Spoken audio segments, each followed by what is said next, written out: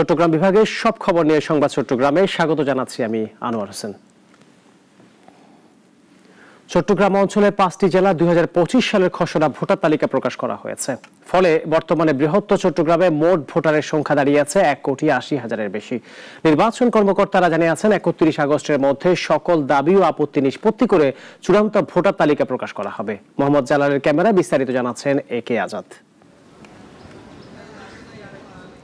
দ্বিতীয় দফায় 2025 সালের খসড়া তালিকায় চট্টগ্রাম, কক্সবাজার, বান্দরবান, রাঙ্গামাটি ও খাগড়াছড়ি জেলায় মোট 5,18,592 জন নতুন ভোটার হিসেবে যুক্ত হয়েছেন।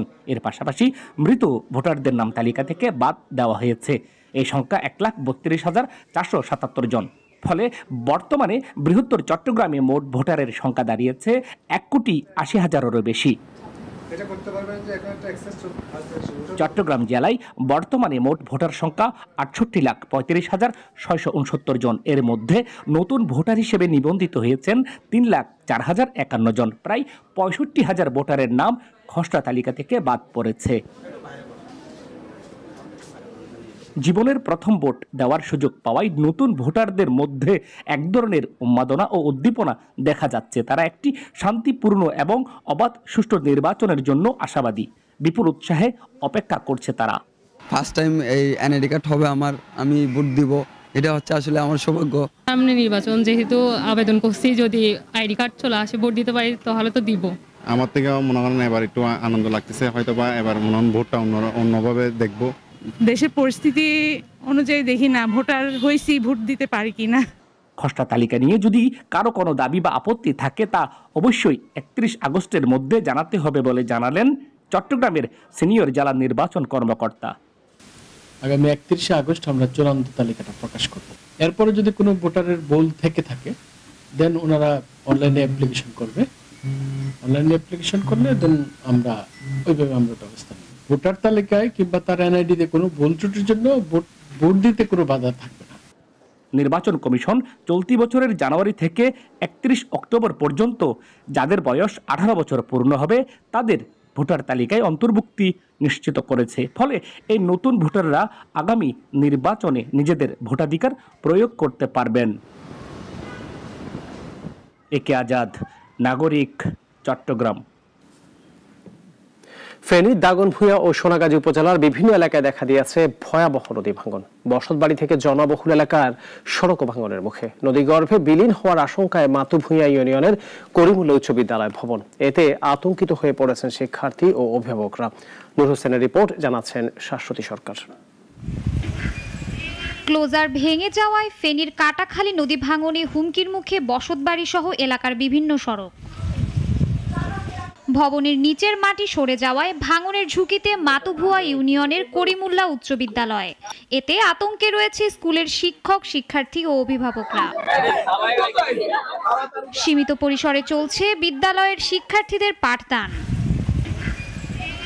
ভারী বৃষ্টি ও জোয়ারের পানিতে স্কুল ভবনটির নিচের মাটি অনেকটাই সরে গেছে। ভবনের উত্তর পাশের অংশে দেখা দিয়েছে ফাটল। আজ যেভাবে এই খরস্রোতা নদীর কারণে এই বিদ্যালয়টি সম্পূর্ণ হুমকির মুখে। শহীদ মিনার, আমাদের এখানে একটা হল রুম, এগুলা আজকে ভাঙনের মুখে পড়ছে। পরিস্থিতি অত্যন্ত ভয়াবহ। আমাদের পূর্বে এই ভবনে ক্লাস চলতো, কিন্তু নদী ভাঙনের ফলে ভবনটির এক পাশ নদীতে বিলীন হয়ে যাচ্ছে। স্কুলের ভবন ভাঙার কারণে আমাদের ক্লাস করতে অসুবিধা হচ্ছে। রক্ষা করার জন্য আমরা জেলা প্রশাসকের নিকট সাহায্য চাচ্ছি। নদীগর্ভে বিলীন হওয়ার হুমকিতে স্কুলটি। নদী ভাঙন রোধে কার্যকর ব্যবস্থা গ্রহণের দাবি স্কুল সংশ্লিষ্টদের। পানি উন্নয়ন বোর্ড সহ সংশ্লিষ্ট যারা রয়েছেন তাদের কাছে আমরা আবেদন করেছি। পানি উন্নয়ন বোর্ড আমাদেরকে আশ্বস্ত করেছেন বিশ্ব ব্যাংকের অর্থায়নে এখানে তারা নদীর যে খরস্রোত, সেই স্রোতকে তারা অন্যদিকে মুভমেন্ট করে দিবেন। কিন্তু অদ্যাবধি আমরা এখনো প্রশাসনের কোনো আশ্বস্ত ছাড়া আর কোনো পদক্ষেপ বা কার্যকর কোনো ভূমিকা অদ্যাবধি দেখতে পাইনি। পানি উন্নয়ন বোর্ডকে ইতোমধ্যেই অবহিত করা হয়েছে বলে জানান উপজেলা মাধ্যমিক শিক্ষা অফিসার। আপাতত তাকে রক্ষার জন্য আমাদের গড় না হলে কিন্তু ওখানে একটা শহীদ মিনার আছে, তাহলে যে কোনো সময় আমাদের যে নির্মিত শহীদ মিনারটাও কিন্তু খালের গর্ভে বিলীন হয়ে যেতে পারে। তো এখন ওনারা বলছে যত দ্রুত সম্ভব জিও ব্যাগ পেলে এটা ব্যবস্থা গ্রহণ করবে, আমাকে আশ্বাস দিয়েছে। নদী ভাঙনের হাত থেকে স্কুলটিকে রক্ষা করতে যথাযথ উদ্যোগ নেবে প্রশাসন, আশা সকলের। শাশ্বতী সরকার, নাগরিক।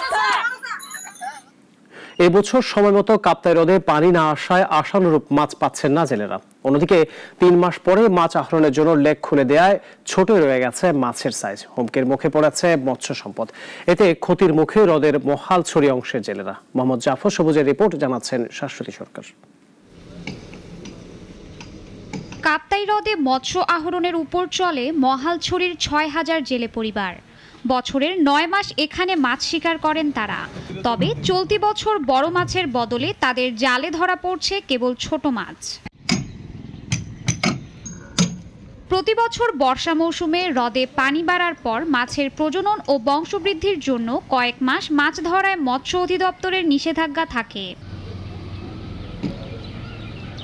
এবছর হ্রদের সময় মতো পর্যাপ্ত পানি আসেনি। অন্যদিকে মাছ আহরণের জন্য সময়ের আগেই খুলে দেওয়া হয়েছে কাপ্তাই।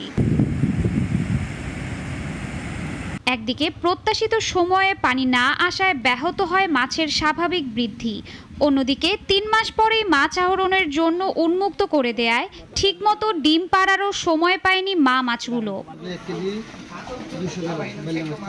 ফলে ছোটই রয়ে গেছে মাছের আকার। জেলেদের জালে ধরা পড়ছে কেবল ছোট পোনা মাছ। পানি বেশি হয়েছে, মাছগুলা পর্যাপ্ত পরিমাণ হয়েছে। এখন যদি বন্ধটা যদি 4 মাস করতো তাহলে মাছটা বড় হইতো। ওই যে অন্য বছরের মতো হয়তো 15 দিন 1 মাস আগে বাড়ায় দিত, মাছের সাইজ ভালো হইতো। আশানুরূপ মাছ না পাওয়ায় ক্ষতির মুখে হ্রদ পাড়ের জেলে ও ব্যবসায়ীরা। পানি ঠিক টাইমে হয় নাই, শেষ সময় পানি হওয়ার কারণে মাছগুলো বড় হতে পারেনি। মাছগুলো বড় না হওয়ার কারণে আমাদের মাছের বাজার খুবই অবস্থা খারাপ। তাও 3 মাসে লেকটা খুলে দেওয়াতে মাছ পর্যাপ্ত বড় হতে পারেনি, এতে আমরা ব্যবসায়ীরা অনেকেই ক্ষতিগ্রস্ত। বিশেষজ্ঞরা বলছেন, অকাল মাছ আহরণ শুধু জেলেদের আয় নয়, লেকের সামগ্রিক মৎস্য সম্পদের জন্যও হুমকি। শাশ্বতী সরকার, নাগরিক। কক্সবাজারের মহেশখালীতে শিশুকে ধর্ষণ ও হত্যা মামলায় সোলাইমান নামের এক যুবককে মৃত্যুদণ্ড দিয়েছে আদালত। সকালে কক্সবাজার নারী ও শিশু নির্যাতন দমন ট্রাইব্যুনাল 2 এর বিচারক মোহাম্মদ ওসমান গনি এই রায় ঘোষণা করেন। জানা যায়, কয়েক বছর আগে মহেশখালীর একটি গ্রামে 8 বছরের এক শিশুকে ডেকে নিয়ে ধর্ষণের পর হত্যা করে সোলাইমান। দীর্ঘ সাক্ষ্য গ্রহণ শেষে আদালত আজ এই মামলার রায় ঘোষণা করেন। রাষ্ট্রপক্ষ বলছে, ভুক্তভোগী পরিবার ন্যায় বিচার পেয়েছেন। চট্টগ্রামে 7 দফা দাবিতে মানববন্ধন করেছে ডিপ্লোমা ইঞ্জিনিয়ারিং শিক্ষার্থীরা। চট্টগ্রাম জেলা প্রশাসন কার্যালয়ের সামনে মানববন্ধনের আয়োজন করা হয়। প্রধান উপদেষ্টার হস্তক্ষেপ কামনা করে তারা বলেন, কারিগরি ও বৃত্তিমূলক শিক্ষার প্রসারে ডিপ্লোমা ইঞ্জিনিয়ারিং শিক্ষার প্রতি শিক্ষার্থী অভিভাবকদের আকৃষ্ট করা, বৈষম্যমুক্ত বাংলাদেশ বিনির্মাণে প্রকৌশল কর্মাঙ্গন ও শিক্ষাঙ্গনে স্থিতিশীলতা বজায় রাখা এখন সময়ের দাবি। পরে জেলা প্রশাসকের মাধ্যমে প্রধান উপদেষ্টা বরাবর স্মারকলিপি প্রদান করেন তারা। চট্টগ্রামের ফটিকছড়িতে কিশোর মোহাম্মদ রেহান মাহিনকে পিটিয়ে হত্যা এবং নির্বাচন কমিশনে এনসিপি নেতৃবৃন্দের উপর মব হামলার প্রতিবাদে মানববন্ধন করেছে জাতীয় নাগরিক পার্টি এনসিপি। চট্টগ্রাম প্রেস ক্লাবের সামনে আয়োজিত মানববন্ধনে বক্তারা মব সন্ত্রাসের বিরুদ্ধে কথা বলেন এবং অপরাধীদের দ্রুত গ্রেপ্তার ও শাস্তির দাবি জানান। বক্তারা গত 21 আগস্ট রাতে ফটিকছড়ির কাঞ্চননগরে মাহিন হত্যাকারীদের দৃষ্টান্তমূলক শাস্তির দাবি জানান। এছাড়া গত রবিবার নির্বাচন কমিশনের সীমানা নির্ধারণ নিয়ে শুনানির সময় এনসিপির উপর হামলার প্রতিবাদ জানান। নিষিদ্ধ পলিথিন উৎপাদন, পরিবহন ও বিপণন বন্ধে বন্দরনগরী চট্টগ্রামে অভিযান চালিয়ে আছে র্যাব। এতে একটি পলিথিন উৎপাদন কারখানাকে 2 লাখ টাকা জরিমানা করা হয়েছে। নগরীর বাকুলিয়া থানায় রাজাখালী এলাকায় ও ভ্রাম্যমাণ অভিযান চালানো হয়। এর নেতৃত্ব দেন নির্বাহী ম্যাজিস্ট্রেট মাসুমা আক্তার কণা। তিনি জানান, জিলানি প্লাস্টিক কোম্পানি অবৈধভাবে অনুমোদনহীন স্বচ্ছ প্লাস্টিক উৎপাদন করছে। তাকে আগেও একবার সতর্ক করা হয়েছিল, তাই একই অপরাধ দ্বিতীয়বার করায় জরিমানা করা হয়। এই সময় 1000 কেজি পলিথিন জব্দ করা হয়। কক্সবাজারের পেকুয়ায় বারবাকিয়া ইউনিয়নের নিজ ঘর থেকে এক বিধবা মহিলার মরদেহ উদ্ধার করেছে পুলিশ। নিহতের নাম ফাতেমা বেগম। স্থানীয়রা জানান, ভিক্ষাবৃত্তি করে জীবিকা নির্বাহ করতেন তিনি। সোমবার রাত 9টার দিকে তার বাড়ি থেকে উপুর হয়ে থাকা মরদেহ উদ্ধার করে পুলিশ। গ্রামের লোকজনের ধারণা, চুরির উদ্দেশ্যে ঘরে ঢুকে তার শ্বাসরোধ করে হত্যা করা হয়েছে। এর আগে তার বাড়ি থেকে টাকাও চুরি হয়েছিল। পুলিশ জানায়, মরদেহে দৃশ্যমান আঘাতের চিহ্ন না থাকলেও গলার কাছে রক্ত জমাট পাওয়া গেছে। চট্টগ্রামের বোয়ালখালীর গোমদণ্ডী পাইলট মডেল উচ্চ বিদ্যালয় অভিভাবক সমাবেশ অনুষ্ঠিত হয়েছে। বিদ্যালয় মিলনায়তনে আয়োজিত অভিভাবক সমাবেশে প্রধান অতিথি ছিলেন বোয়ালখালী উপজেলা নির্বাহী অফিসার মোহাম্মদ রহমতুল্লাহ। বিদ্যালয় পরিচালনা কমিটির সভাপতি শওকত আলমের সভাপতিত্বে এতে আরও বক্তব্য রাখেন উপজেলা শিক্ষা অফিসার সালমা ইসলাম, ভারপ্রাপ্ত প্রধান শিক্ষক এস খসরু পারভেজ, বোয়ালখালী প্রেস ক্লাবের সভাপতি মোহাম্মদ সিরাজুল ইসলাম সহ অন্যান্যরা।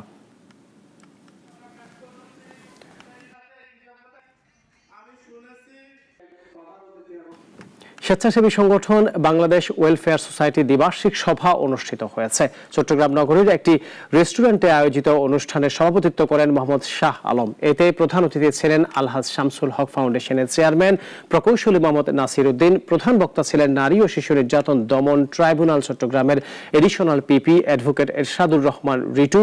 সম্মেলনের উদ্বোধন করেন সংগঠনের সাবেক সাধারণ সম্পাদক নাজিম উদ্দিন চৌধুরী এনএল।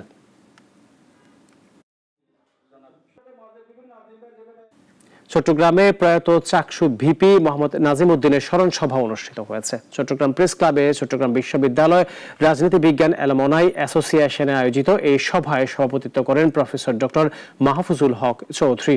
সাবেক ছাত্রনেতা কাজী জসিমের সঞ্চালনায় এতে সাবেক Chaksu VP M Faizul Haque, professor doctor Rashida Khanam, professor doctor Siddique Ahmed Chowdhury, pro VC doctor Kamal Uddin, barrister Mutasim Billah Faruqui সহ অন্যরা বক্তৃতা করেন।